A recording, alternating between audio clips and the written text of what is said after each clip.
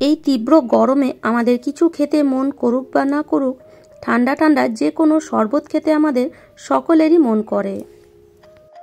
তো হ্যালো বন্ধুরা, আজ আমি তোমাদের সাথে 4 রকম এই শরবতের রেসিপি শেয়ার করব, যেটা বানানো খুবই সহজ আর খুব তাড়াতাড়ি তোমরা বানিয়ে ফেলতে পারবে।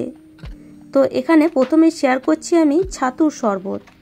প্রথমে একটা জায়গা নিয়ে তার মধ্যে দিয়ে দিলাম 4 চামচ ছাতু, তার সাথে সাথে কিছুটা পরিমাণ কাঁচা লঙ্কা আর পেঁয়াজ কুচি দিয়ে দিলাম, কিছুটা পরিমাণ ধনে পাতা কুচি আর পুদিনা পাতা কুচি দিয়ে দিলাম, আর 1 চামচ ভাজা জিরে গুঁড়ো আর পরিমাণ মতো বিট লবণ। তোমরা চাইলে এখানে নর্মাল লবণও ইউজ করতে পারো। একটু লেবুর রস চিপড়ে দিলাম, বাস। এখানে এবার ওপর থেকে একদম ঠান্ডা জল দিয়ে দিতে হবে। এবার একটা হ্যান্ড বিটারের সাহায্যে ভালো করে এটাকে এইভাবে ফেটিয়ে নেব। হ্যান্ড বিটারে খুব ভালো মতন ফাটানো হয়ে যায়, তোমরা চাইলে এটা চামচ দিয়েও ফাটিয়ে নিতে পারো। দেখবে খুব সুন্দর একটা ফেনা তৈরি হবে। তো আমাদের ছাতুর শরবত একদম রেডি। এটা দেখতে পেলে বানানো কতটা সহজ, এর মধ্যে আর কোনো কিছু দেওয়ার কোনো প্রয়োজন নেই। এবার গ্লাসের মধ্যে এটাকে খালি সার্ভ করার পালা।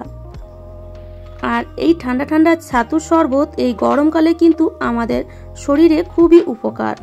সেই জন্য এই গরমকালে কিছু না হলে যদি বাড়িতে ছাতু থাকে অবশ্যই শরবত বানিয়ে খেও। তো চলো এবার আমি বানাবো বেলের শরবত।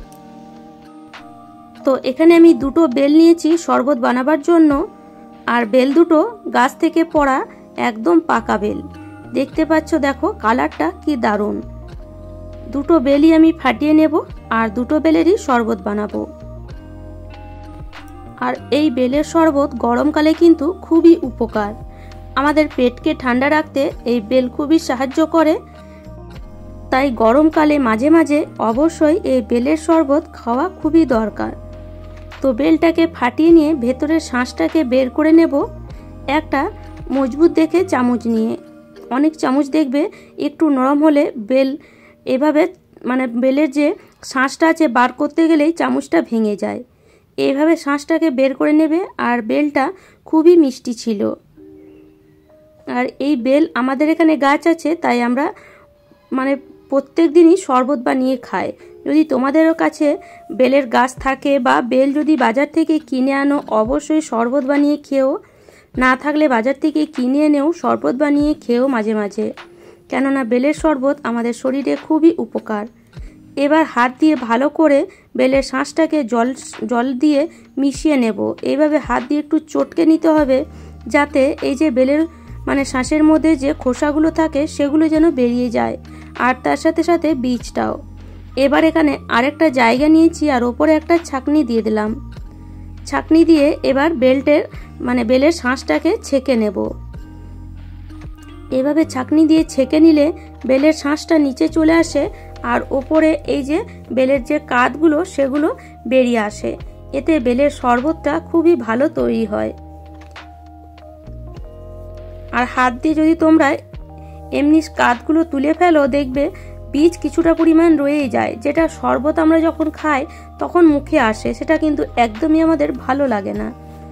দেখো এখানে আমি পুরো শাঁসটা বের করে নিয়েছি। শাঁসটা এখন খুবই মোটা। এবার এর মধ্যে আমি দিয়ে দেব ঠান্ডা জল। প্রথমে আমি কিন্তু ঠান্ডা জল দিয়েছি। তার আগে এখানে আমি দিয়ে দিচ্ছি 2 চামচ পরিমাণ চিনির গুঁড়ো। মিক্সিতে একদম পেস্ট বানিয়ে নিয়েছি কিছুটা পরিমাণ চিনিকে। সামান্য একটু লবণ দিলাম। এবার ওপর থেকে কিছুটা ঠান্ডা জল দিয়ে দেব।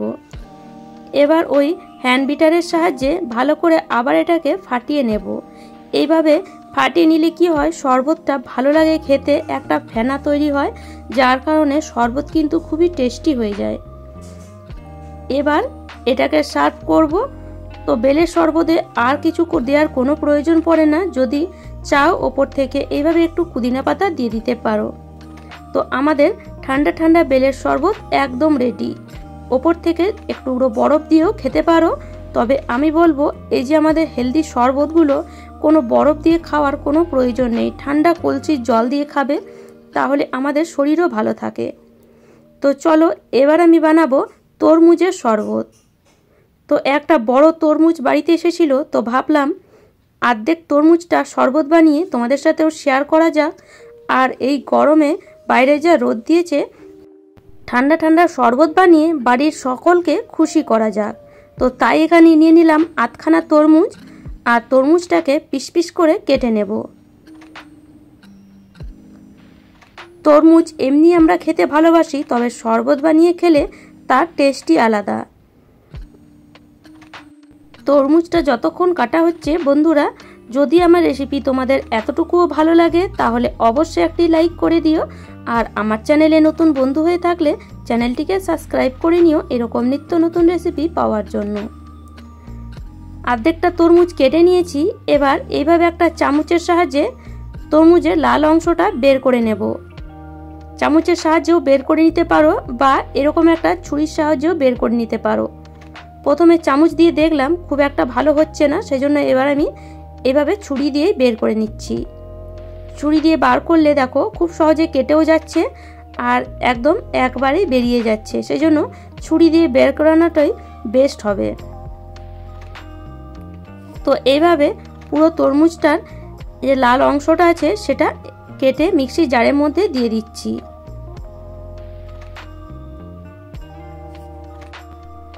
এবার মিক্সি জারে ঢাকনাটা লাগিয়ে ভালো করে একদম মিহিন পেস্ট তৈরি করে নেব। কিছুক্ষণ ঘোরালে তরমুজটা খুব ভালো একদম জলের মতন পেস্ট তৈরি হয়ে যায়। দেখো এবার পেস্টটা একদম মিহিন হয়ে গেছে। তবুও তরমুজটাকে একটা ছাঁকনি দিয়ে ছেঁকে নেব, কেননা এর মধ্যে যে বীজগুলো ছিল সেগুলো কিন্তু আমি আর আলাদা করিনি, আমি ছেঁকে নেব। সেই জন্য বীজগুলো এর মধ্যেই পেস্ট বানিয়েছিলাম, বীজগুলো দেখো একদমই কিন্তু পিষে যায়নি, আর পিষে গেলেও এই ছাঁকনির ওপরে চলে আসতো। তো তরমুজের পুরো রসটা নিয়ে নিয়েছি। এবার এর মধ্যে দিয়ে দেব 1 চামচ চিনি, সামান্য একটু বিট লবণ, আর ওপর থেকে সামান্য একটু লেবুর রস। চিনি তোমরা চাইলে দিতে পারো বা স্কিপও করতে পারো, তবে চিনি দিলে বাচ্চারা খেতে ভালোবাসবে, একটু মিষ্টি মিষ্টি হবে, আর কিছুই না। এবার হ্যান্ড বিটারের সাহায্যে এটাকে ফাটিয়ে নেব।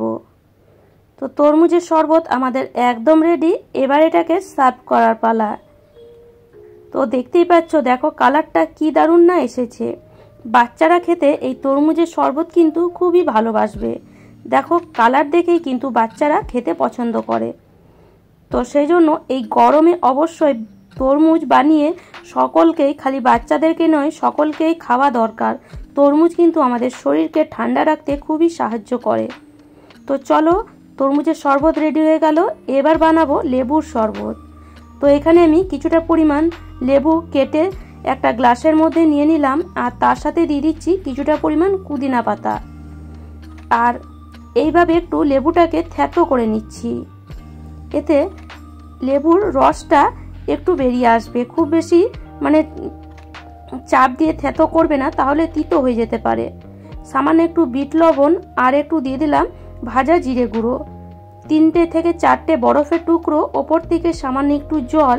এবার এখানে অ্যাড করব আমি যে কোনো স্প্রাইট বা থামস আপ, মানে যে কোনো কোল্ড ড্রিঙ্কস এখানে অ্যাড করতে পারো। আর বিশ্বাস করো এই শরবতটা মানে কারাকারি করে সবাই খেলো বাড়িতে, খেতে এতটাই টেস্টি হয়েছিল। কোল্ড ড্রিঙ্কস তো আমরা এই সময় কিনে এনে মানে প্রায় খেয়ে থাকি, কিন্তু এইভাবে যদি একবার শরবত বানিয়ে খাও মানে বিশ্বাস করতে পারবে না এটা এতটাই টেস্টি হয়ে যায়। তো এইভাবে কোল্ড ড্রিঙ্কসের শরবত বা লেবুর শরবত অবশ্যই বানিয়ে একবার হলেও খেয়ে দেখবে। কোল্ড ড্রিঙ্কস অবশ্য আমাদের শরীরের পক্ষে একদমই ভালো নয়, তবুও আমাদের মন যদি চায় মাঝে মাঝে আমরা খেয়ে থাকি। তো চলো বন্ধুরা, আমাদের 4 রকম শরবত একদম রেডি। এবার বাড়িতে সকলেই বসে আছে শরবত খাওয়ার জন্য, তাহলে চলো সকলকে সার্ভ করা যাক। আর এই গরমে তোমরা অবশ্যই বানিয়ে খেও, আর যদি ভালো লাগে আমার চ্যানেলটিকে অবশ্যই সাবস্ক্রাইব করে নিও।